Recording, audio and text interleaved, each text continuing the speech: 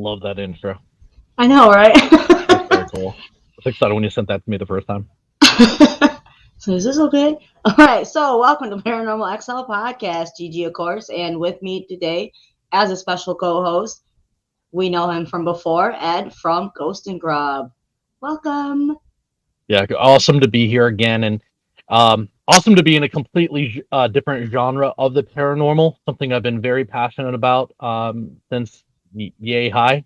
I wasn't always this tall, and but I have heard stories from my father when I was much younger that I'll share, and other personal experiences that I've had in terms of not just obviously the paranormal, but with UFOs. Call them aliens. I have it's the same exact perspective that I have with the paranormal and spirits, and I take that same concept and apply it to UFOs and aliens. So I'll definitely expand on that, and very excited to be here.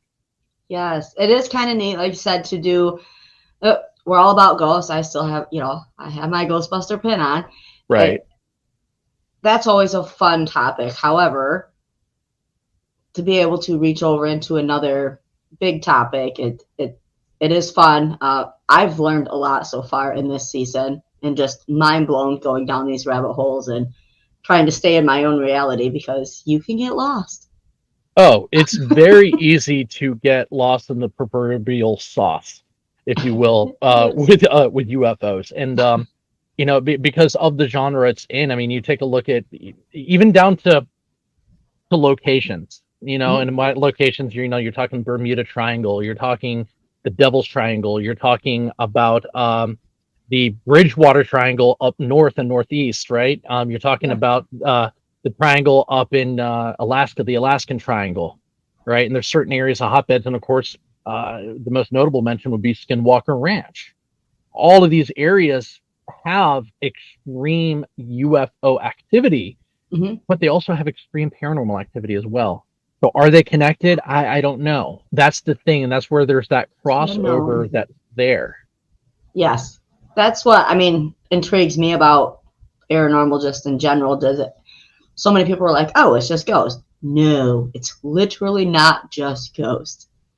It expands like to infinity and beyond. Like, No, absolutely. And when you take any context of a great movie of Interstellar, mhm. they thought the ghost was, well, a ghost. They thought what was an alien on their way through. If you haven't seen the movie, I'm sorry, I'm going to ruin it for you if you haven't seen it by now.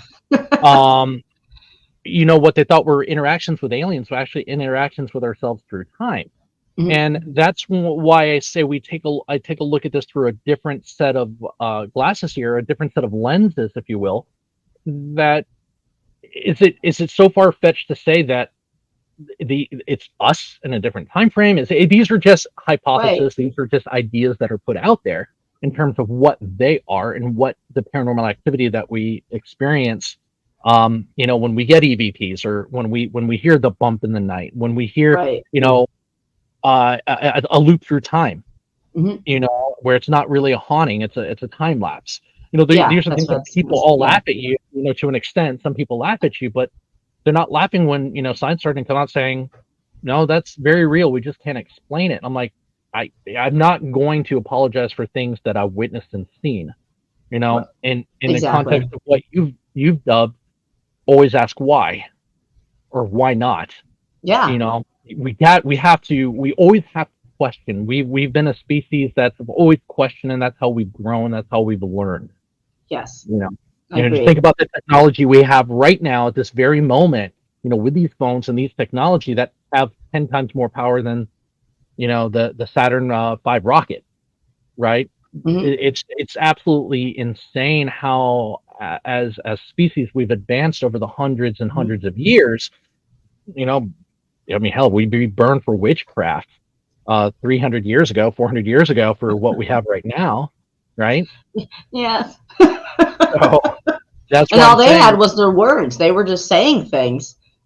yeah, no, absolutely. But there's still things back then that boggle the mind, and as ancient, ancient alien theorist would theorize. That's a mouthful. Yeah, it Um, is. right? But yeah, no, it's not just a necessarily fun topic to. It's very, in my opinion, it's very humbling because you realize how small you really are in the grand Yes. scheme of things. It's humbling, but it's also scary if you don't know where to start and and I think that's where people stop asking why. And you know how I feel about that. Yeah, absolutely. As a whole, I think humanity, we've came to the point where, well, the unknown is scary. So many people live their life by being scared so they don't do something. At least ask why. Don't be just content with the answer because you can wrap your head around it. Mm-hmm. It's okay not to be able to wrap your head around it. That's why we keep advancing. We keep learning and we learn because we keep asking why. And now we've gotten to the point where they have released so much information and like this could happen, guys. So many people can't wrap their. I know what I want to say and I can't get my words out. Yeah, that just keep asking why. Just because you're content with the answer is, well, we just don't know what it is, so no more questions. We're out by no. But why? Follow and ask them. Write them letters. Write them emails. Yeah, Why? being respectful to other people's ideas. Don't conform to other people's. I can't say ideas, but their view is their view, and you got to respect it, Mhm. right? And I love a healthy conversation with a skeptic because it's another Yes. perspective. The Mhm. issue I have, and I think most people have, is people being disrespectful and discounting you, and then obviously then this name calling. I can't have an educated conversation with you just based on how narrow-minded you are, right? Yes. That's like I can go on and on in terms of just cynical insults here, which are like my favorite, along with wit and sarcasm. But I digress, and we'll move on. It's Yes. it's the fact where I think it's very healthy for people to ask why, and then Mhm. let's break it down and see why not or why it could be. Um, Right. In in the terms of aliens and such, I had something I wanted to say and I can't remember. aliens. Aliens, they got me. I know it's kind of freaking me out down there that I have in my screen there. uh, trying to have a topic with somebody about aliens that's just like, no, they're just like, they're not real. It's not. And I'm like, we're here. Why not? And then they get so frustrated and will shut you down and call you crazy, conspiracy theorist, whatever. If you say, I believe, or I want to believe and I ask questions. I don't want to say they're like naysayers, but because they can't wrap their head around something other than just us here being on Earth, they shut everything down. And I think it's more frustration within them because they can't open up their mind. Well, to put things into context here and give some perspective from their side, it's just they can't fathom the idea of extraterrestrial life. Mhm. Let's not even talk about this, like this alien, this gray that you have here on the screen. We're talking microbial, right? Small Mhm. life, other forms of life that did and has existed or still does exist. Right. There was something I've seen a while back, and I've been biting at the bit to share this quote. But to add again perspective to this, our oceans, right? Mhm. Our planet is primarily made out of covered with water. Now, when you go to the beach, chances are you're never going to see a shark. They're below the water. They very rarely come close to shore, typically. And they're Um, scary. right? But they're out there. They're out Yes. there. So if you take a spoon of water and you take that spoon, you look into it, and there's no shark in that spoon. Therefore, there are no sharks in that ocean. That is the perspective that they're taking, right? Yes. I love So, that. so that's that. Our and that's just our ocean. We're talking about something that's so big. We can't comprehend the size of the universe. We talk Mhm. about billions of light years. You're talking about it takes 8 minutes, 7 to 8 minutes from the light to reach from the sun to the earth, Right. right? So it takes a considerable amount of time. The sun right now could, at this very moment, explode, and we would not know for the next 7 to 8 minutes. So we're talking about a so vast. We're talking. It takes billions of years Yes. for us to even see the visible end of our universe. So you Right. mean to tell me between there and here, and we're talking spherical, Hmm. that Hmm. we are the only intelligent beings here? And you're going to stare at your teaspoon saying that, yeah, this is the definite, and I speak in absolutes. I have a hard time thinking that, right? That's the case. Now, uh, moving on, like, why did I get into UFOs?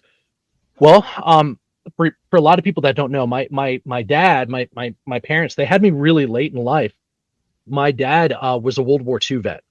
He was born October 29th in 1924. And so when I was born, he was roughly 60 years old. So he had me really, really late.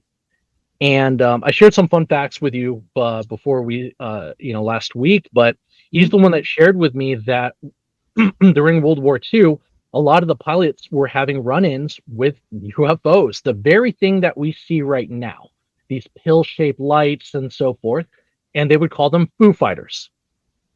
And they were seen back then. And he would share the stories of what he saw. He would now he was in the Northeast in Jersey, Delaware, and uh, Hmm. grew up through there. He's from Queens, New York, and he would share the stories of stuff that he saw and stuff that even till the day he died would not share with me for whatever reason.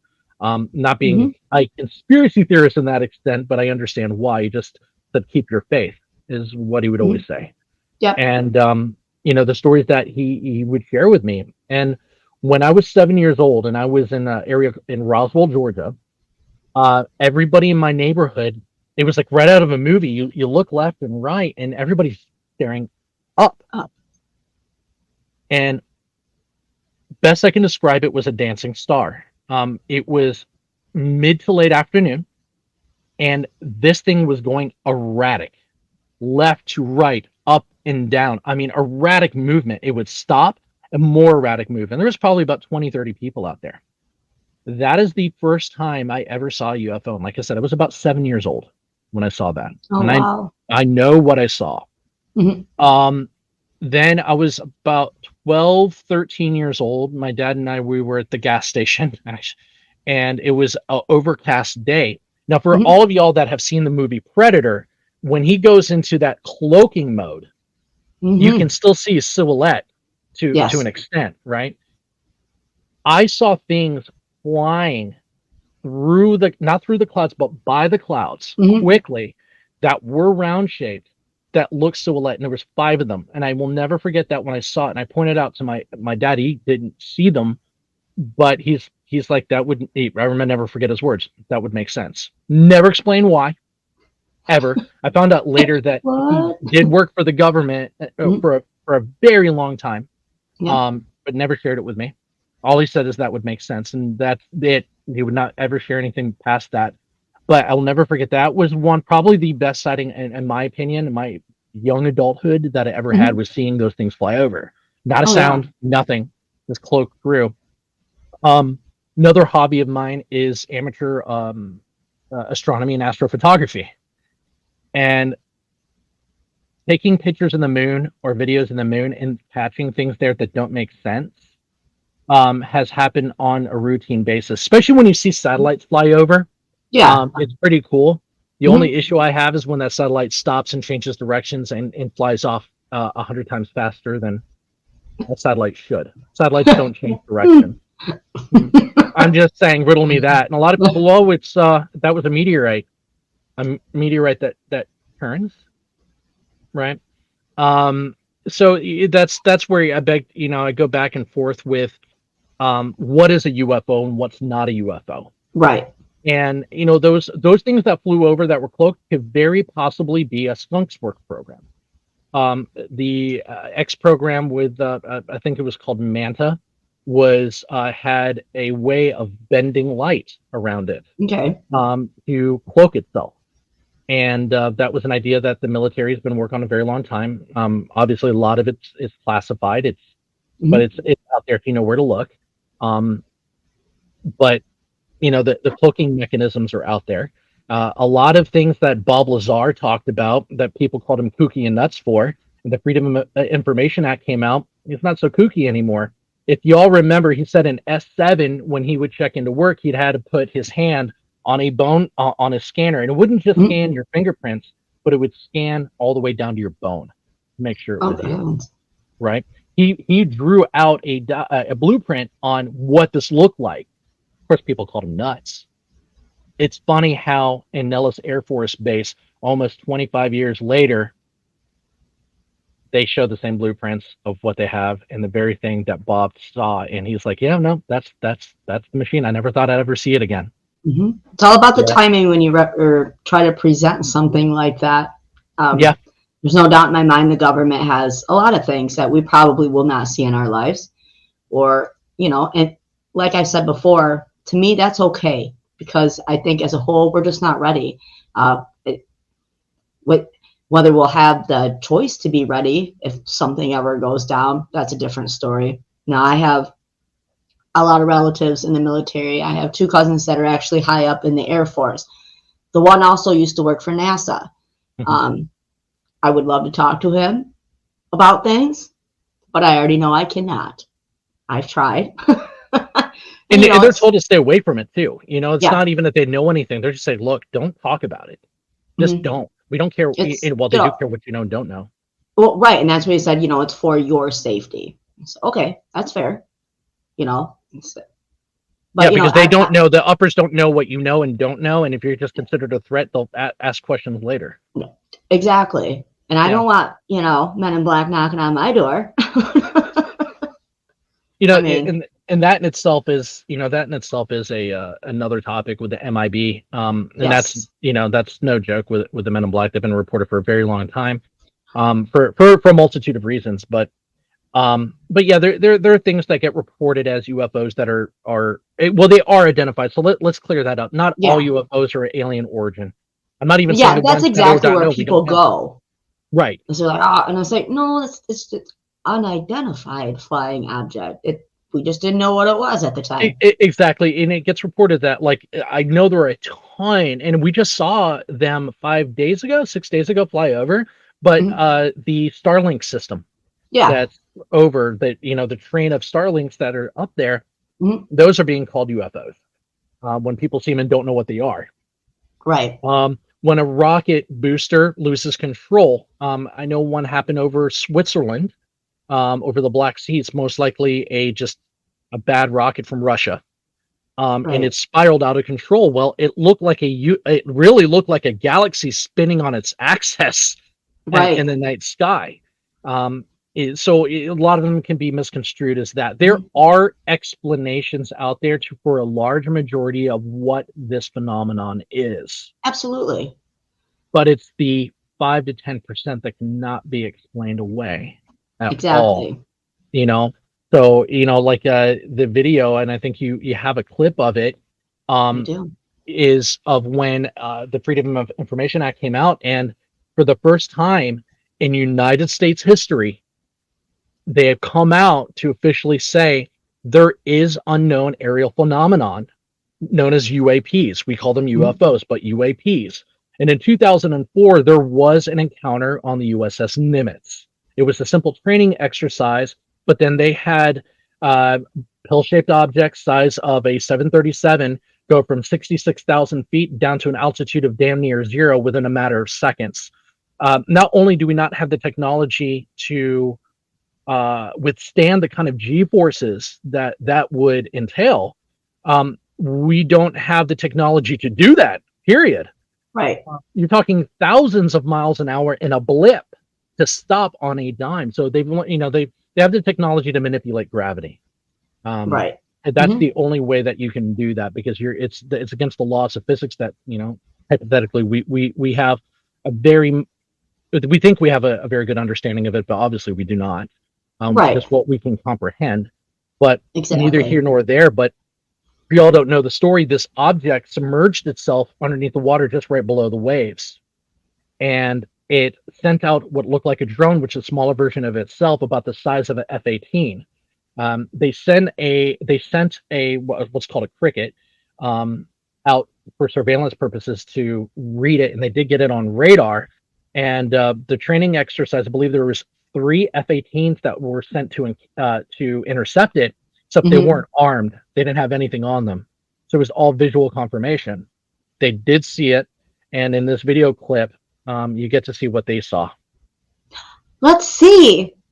There's a whole fleet of them. My God. They're all going against the wind. The wind's 120 knots from the west. Oh, big dude.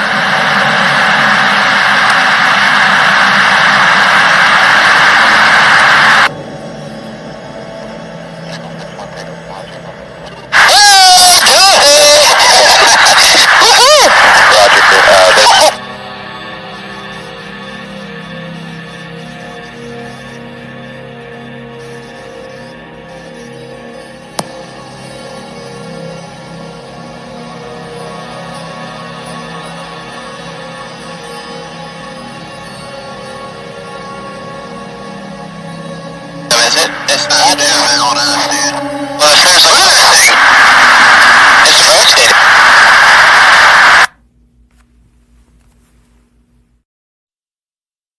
It's incredible footage, and that it is amazing. Mm-hmm. But prior to that, Mexico had released similar footage, and they Mm-hmm. sent F-16s to, and they couldn't catch up with it. There wasn't a chance. And they Yeah. were one of the first ones. A couple of other countries have released it. In the most recent one, we're talking a few months. Aviation China, take it for what it's worth, but the Russian military that have reported UFOs over Kiev and over parts of Russia ever since the incursion has happened. And so they're reporting more and more right now with lights that are changing colors, that they have a rapid movement. The same thing with pill-shaped formed objects in the sky. Mhm. So that's what I'm talking about. That in itself is concrete footage on we don't know what it is. Again, something that can Right. rotate on its axis like that. It doesn't have any way to stay flying. Right? There's no wings. There are no props. There's nothing Mm-hmm. on it. Right?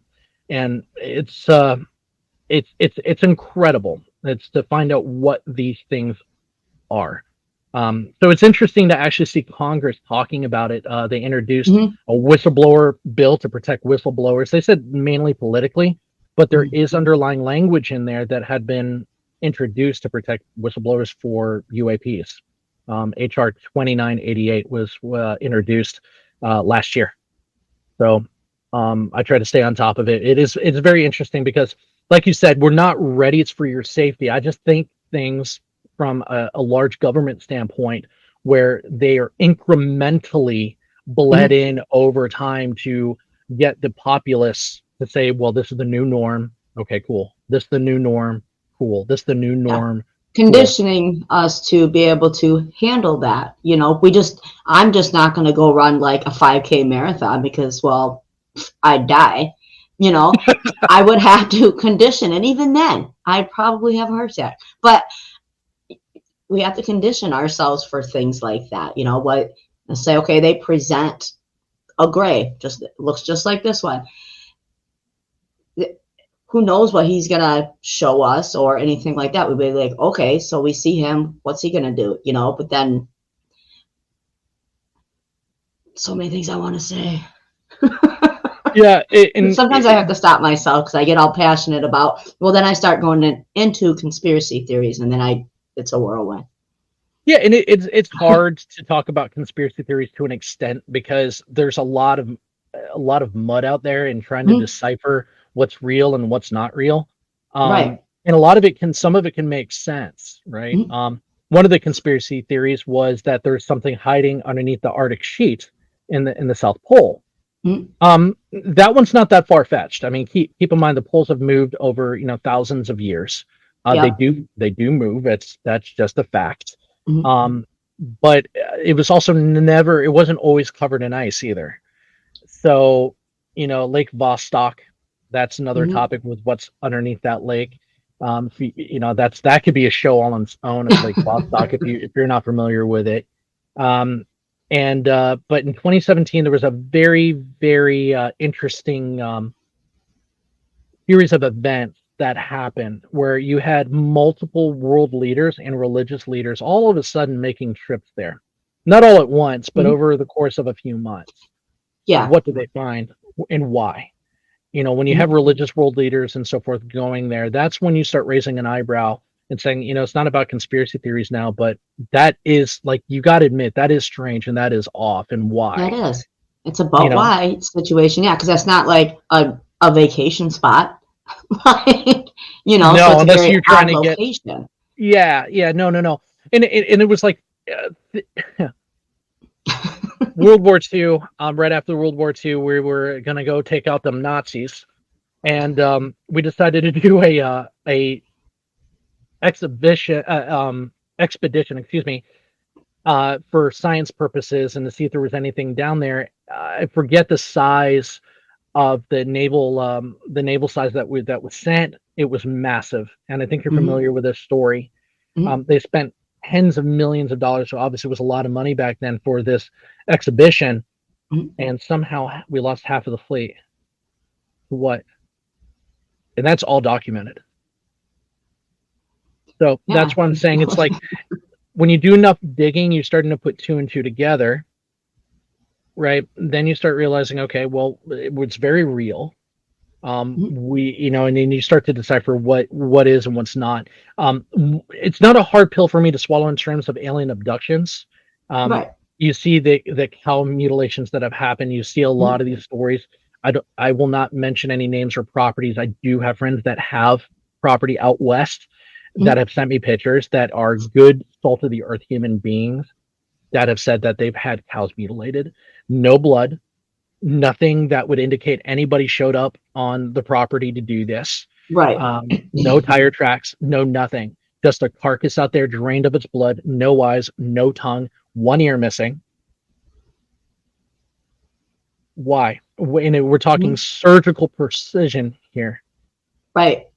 And right? no evidence to say that any human had touched it. Yeah, and it's not a predator. Knowing Right. animals, there would be blood, there would be Mhm. trails, right? They don't drain the blood completely. They don't do that, right? Right. Or unless you have a chupacabra episode, and we can talk about that too.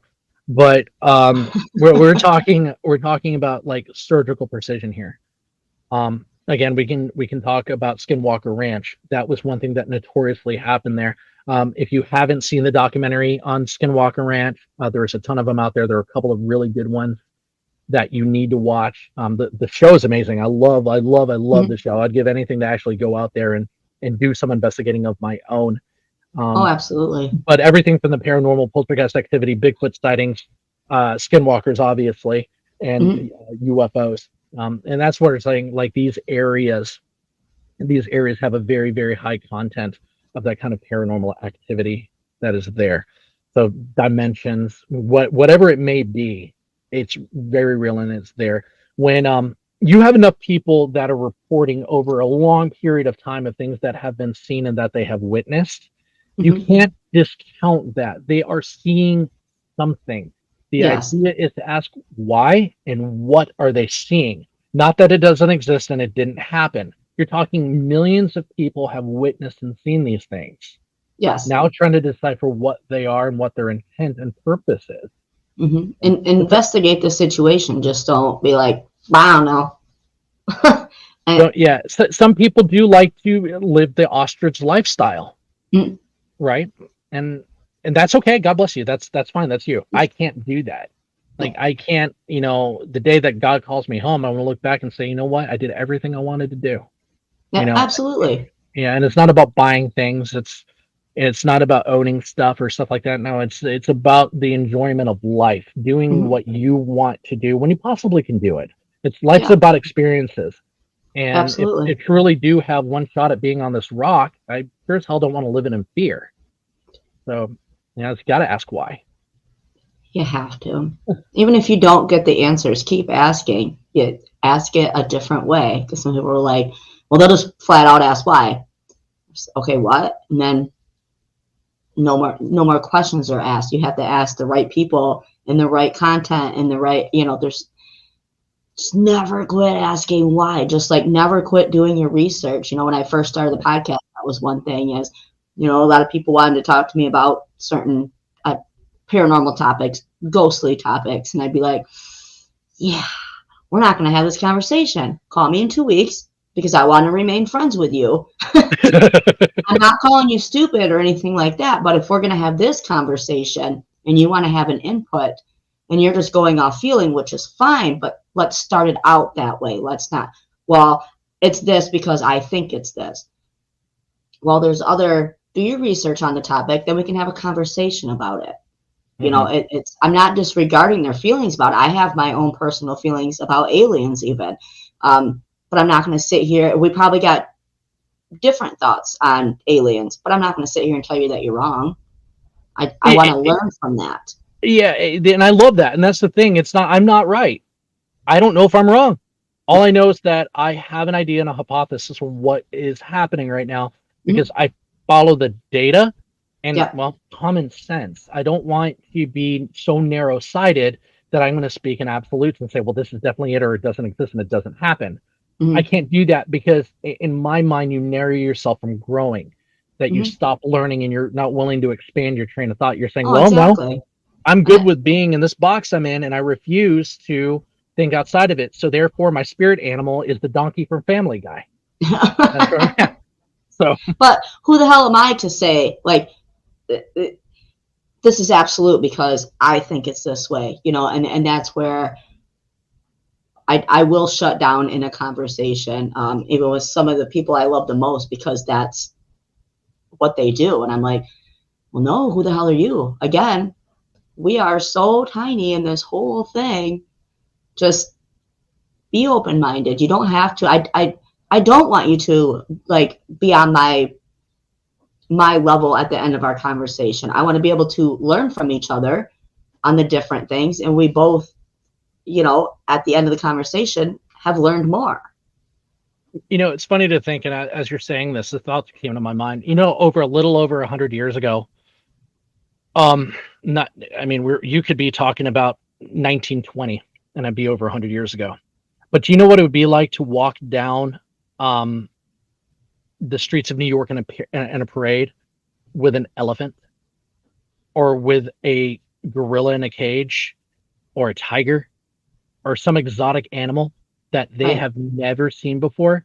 People would come from states over and flood the streets. Now we've gotten desensitized and we see them everywhere. Because well, yeah, like the old circuses, you know, what? Come see the freak show, you know? Yeah. No, you just go to the Walmart. Sorry, I shouldn't have said that. I love being on the show. You're not, yeah. Right. Yeah, no, and it's what I'm saying is that people didn't believe a lot of the things existed, like to your point, well before the said internet and the www dots out there. We just went on words and what pictures people could garner or take, and especially words of explorers. Now we're in a very much an information age. We think we are. We thought we were technologically advanced then. We're still, as in my mind, ignorant enough to think that we're that way now. Yes, we're advanced to ourselves, absolutely, in those time frames. That's exactly how you have to look at it. Yes. So what I'm saying is there's a wilderness out there that has very, very, very much needs to still be explored. Yes, we know a lot more about space than we do about our oceans. But then again, there are animals and creatures we have still not discovered even on our own planet. Yeah, exactly. So that's what, it just can't be narrow-sighted with it. And with the governments coming out and saying that and things that are being seen, my favorite, do you have a favorite UFO sighting of all? Does anything stick out to you?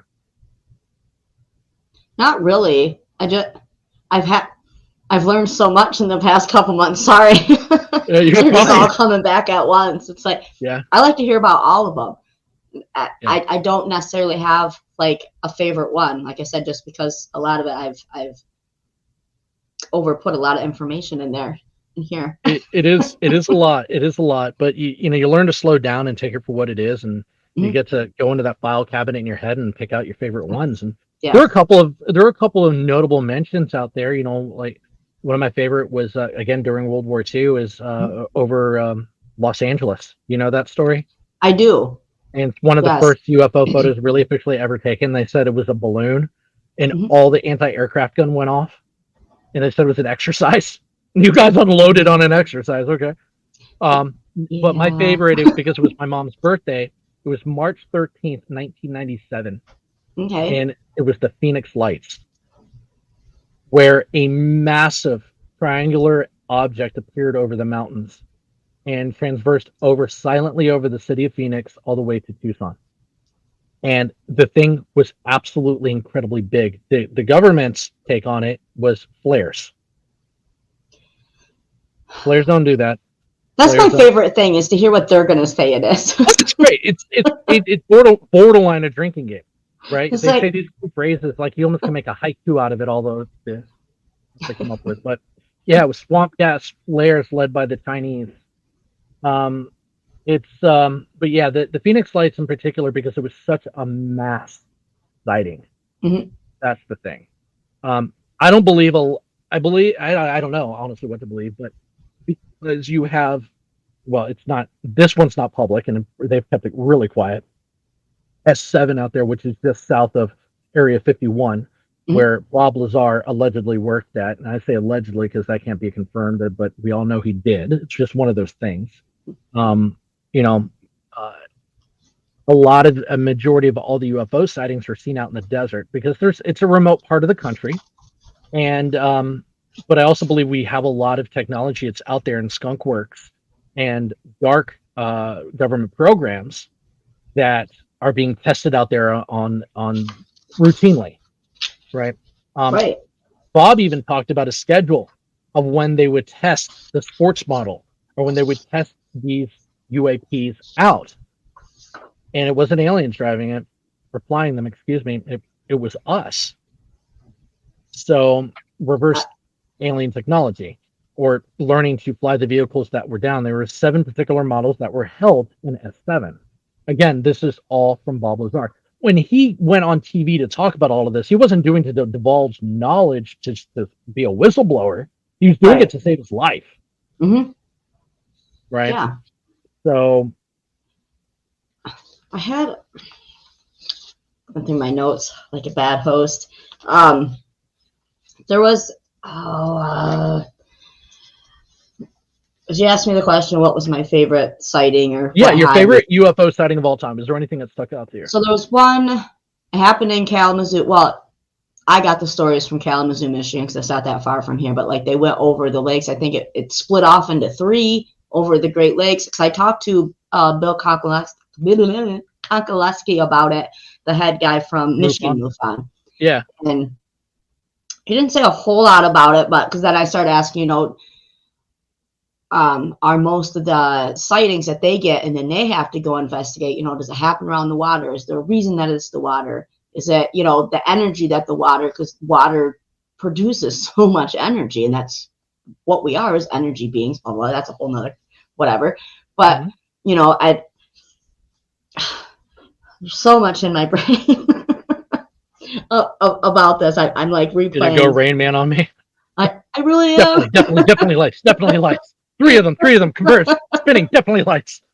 But there was so many people that saw it, and it was just phone call after phone call after phone call after phone call of this, and it has remained a huge, I guess, talk of the area because so many people had seen that particular one. Now, I wish that my step grandparents were still alive, because they would have been alive during that time.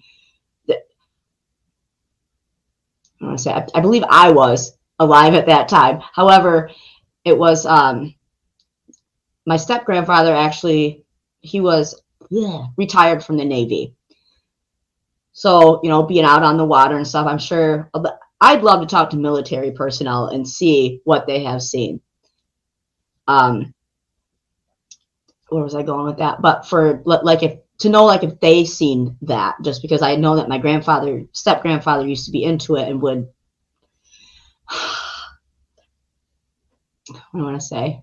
To hear his outtake on the whole alien thing and like that sighting in Kalamazoo, Michigan. That went way off the rails. Well, I know what I want to say, but no, you're fine. I want to say that I actually want to say, I was looking up these numbers, and I apologize for not memorizing them. I typically do when I read them, but on the latest Gallup poll, as of right now, some have been alien spacecraft is 41% of people believe that UFOs are alien aircraft, all explained by human activity. Natural phenomenon was 50%. That is down 10%. A few years ago, that was 60%. So there is starting to be a change where people are saying, yeah, no, this possibly could be alien in origin. And ironically, it's because of what they're witnessing, and it's a common sense thing that there's no way that we created this to our knowledge. Mm-hmm. Right. Just because you take a look. I mean, there's stories. I mean, the stories about our nuclear bases that have that have had our nuclear capabilities completely shut down because one of these UFOs decided to show up on top of it. And it's almost like waving who has the bigger stick here. Mm-hmm. Yep. Right. Slow down, Buckaroo. Gosh darn it. Words. We talk a little bit about the Blue Book or Project Blue Book? Yeah, Project Blue Book that has changed. I think the three different names, but Project Blue Book is notably they've had. Do you remember the TV series Dark Skies? Mm-mm. You're welcome. Look it up and watch it Right. if you can find it. It's really, really good. And then they also have that TV series Project Blue Book itself. That's really, really, really good. It was one of the first ones to ever come out and say the government came out with two different reports. Mm-hmm. One was the truth of what they found, and the other one, well, all of a sudden now it's a weather balloon, right? And then you start hearing reports from individuals that were talking about the metallic metal, just the metal in general, how different it was, and the strange writing that was on the metal. And then you had obviously the encounter of the occupants that were in there, right? So yes. I do enjoy watching the documentaries and whatnot on the Project Blue Book thing, just because of, if you don't know anything about it, definitely look into it, because that's like, I don't know, that was kind of a turning point for me into wanting to delve deeper, is when I delved into that. Yeah, the Project Blue Book, the series is really good. The opening scene with the fighter plane, and when they were talking about what happened, again, it's most people get their mind blown when they found out those things were called Foo Fighters, and of course they got the Foo Fighters band, and that's what they're named after, right? So, but a few weeks ago, and I was saying this at the beginning, I was laying in bed minding my own business, and it was probably about like 2 or 3 o'clock in the morning, and it sounded like rolling thunder, except it lasted a lot longer and it got a lot louder, and it started decreasing by a little bit. And you went outside, and because it was a moonlit night, and this is the second time I've seen this now, I can't tell you how high this thing was, but you could hear it and you could see it, and she was moving quick. Okay. I won't say it's alien in origin. It definitely sounds like, because the fact that it had sound, right? But it was very fast and very high. And it was something in the sky that you would question. You're not saying it's one thing or another. Oh yeah, definitely not. Question it. Yeah. It almost had, like, the contrails almost looked like it was pulsing. That's the best way to describe it. Okay. So if it's high enough where you get into the stratosphere up there's no air, so you have a different form of propulsion, right? Mm-hmm. Now, this was already talked about long before Dark Star was a thing in Top Gun 2. So I know a lot of people are, you're talking about Dark Star. No, this Project Aurora has been around for a very, very long time. Prior to that, there have been a lot of renderings about this plane. Some have called it the son of the Blackbird. It's kind of funny, though. You remember the U-2 spy plane? I thought that U-2 had been decommissioned. The only two reasons why I bring this up is because, number one, right down the road from me is Dobbins Air Force Base, and they had to work on one from NASA, so we got to see that thing fly in.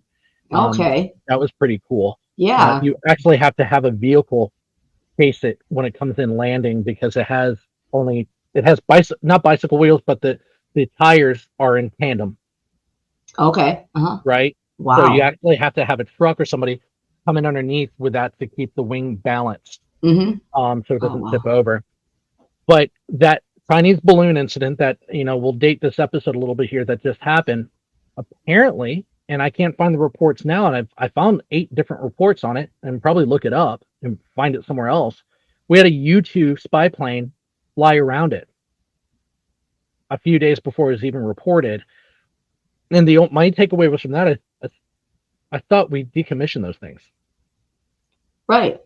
right? So why? But then What again, we was still going got the on? B-52 bomber, which is the freaking massive. That dinosaur still keeps moving. I don't know how. But then of course, the SR-71 Blackbird, which I believe all are grounded. There might be some exo prototypes that NASA has, but what else do we have there?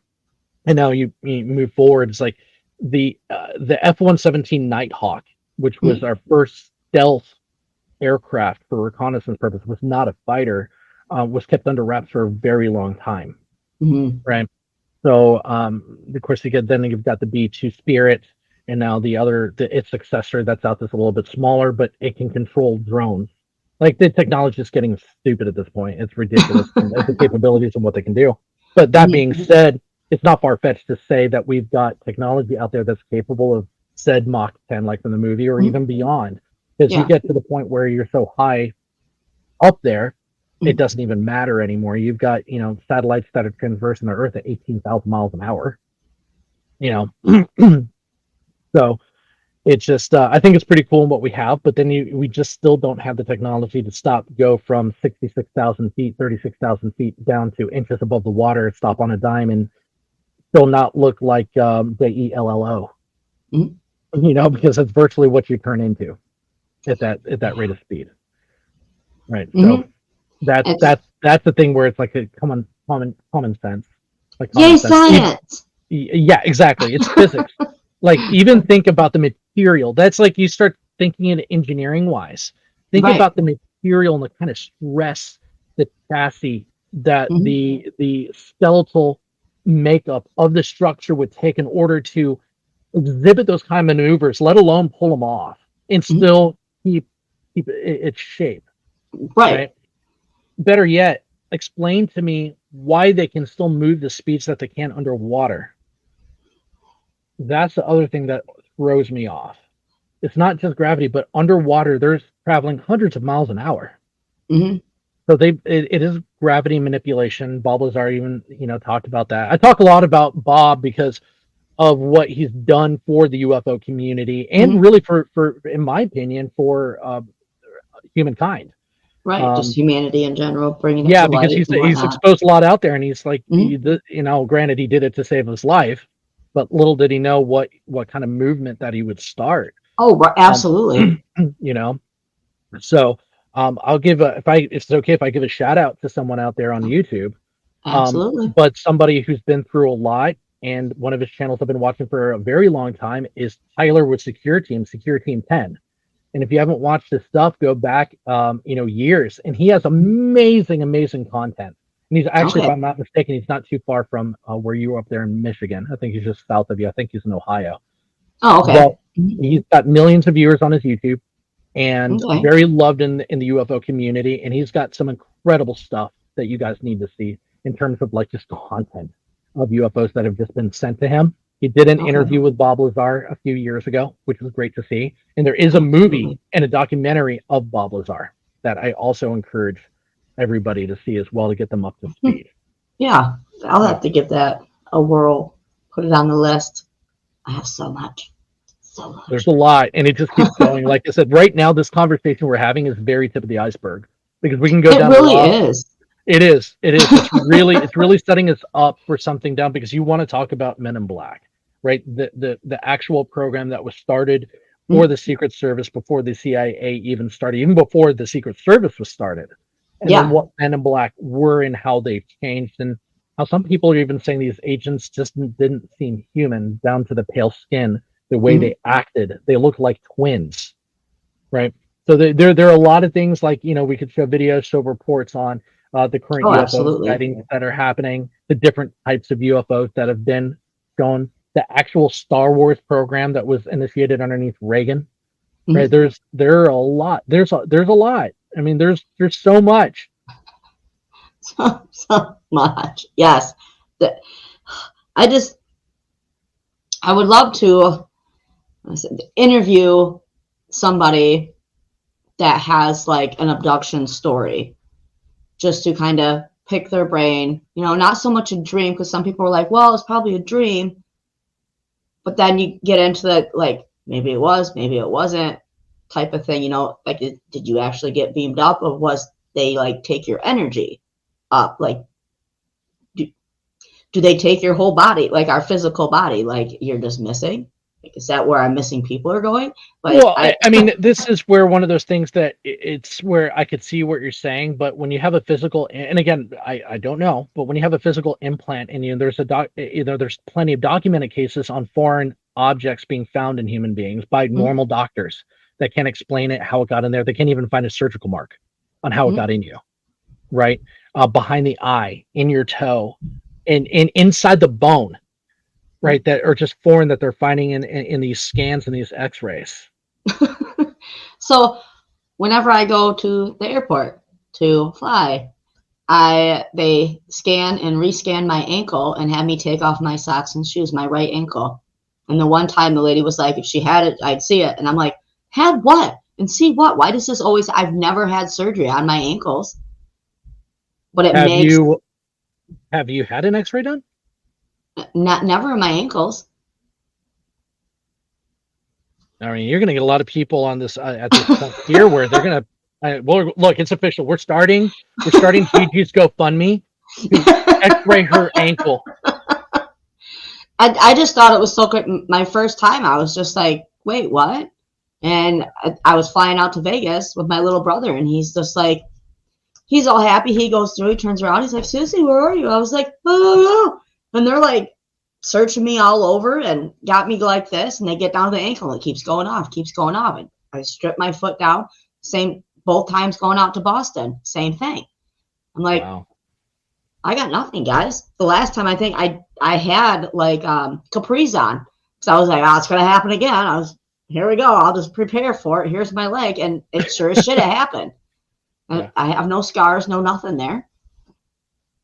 What I'm saying, so that's we don't know until you take it, but that's the thing. Obviously you know about this, but like the movie The Fourth Kind, where hypnosis might help. Have you undergone that? Not the ET hypnosis. So Mama Mary does that, and she does that for MUFON actually. I did a past life regression hypnosis. And this is just water. I'm just letting you know that. I have not. I'm having fun doing what I'm doing and not trying to like be one. That makes absolutely no sense. I know that. Yeah, because I was going to say, make it really easy on getting an alien abductee as a guest when you are one. That's true. That's true. Yeah, interview yourself. This would be good. I'll watch. Oh, Lord. Good luck. Good luck, everybody. About that GoFundMe, I'm going to need one after that. Yeah. That's why I'm actually hoping to go to some of the MUFON conventions this year. Well, for one, to go support Mama Mary, and I hope you can come up to at least one of them. Let me know when. Absolutely, because like I said, she does it for the MUFON group, but she does it so everybody can see.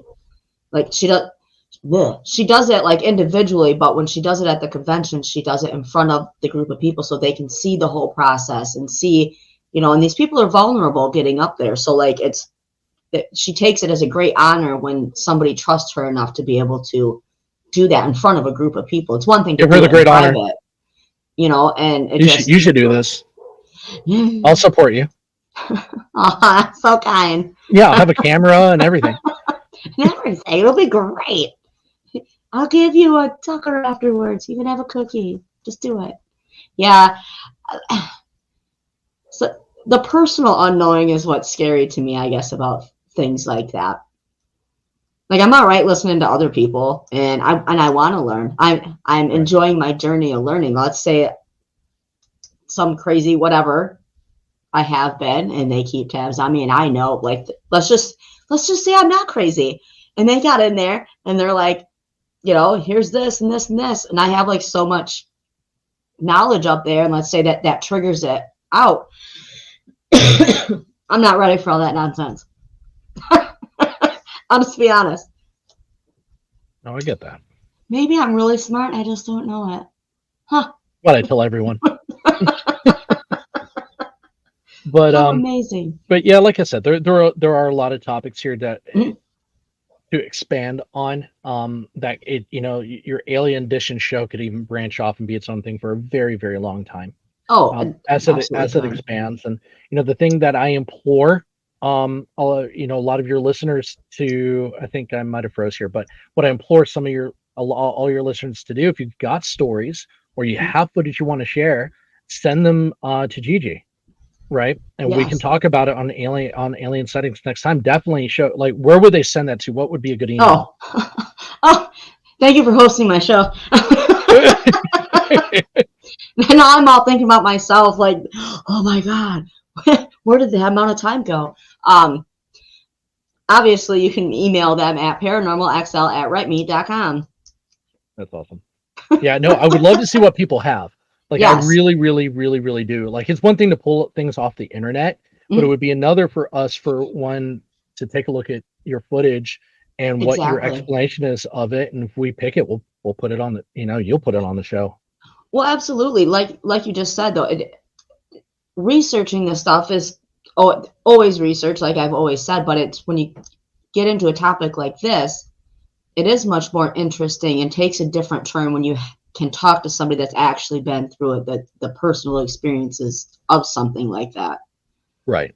You get way more out of it than just reading it on the internet. So. But anyway, yeah, this went longer than I thought. We didn't even stick to one topic.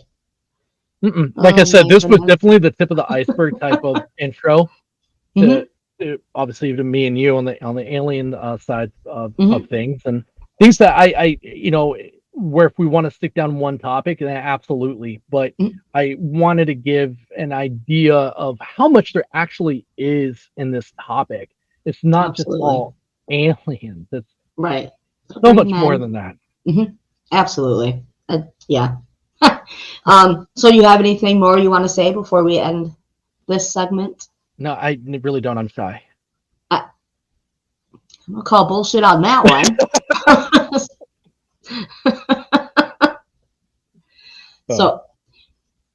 So you will be on next time, right? Correct, or more? Obviously. Yeah, no, absolutely. I obviously love being on the show. Love being on here. You just let me know whenever.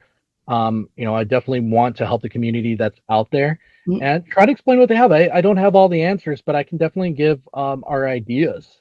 Oh, you know, absolutely. being and doing this for you know, for almost 3 decades.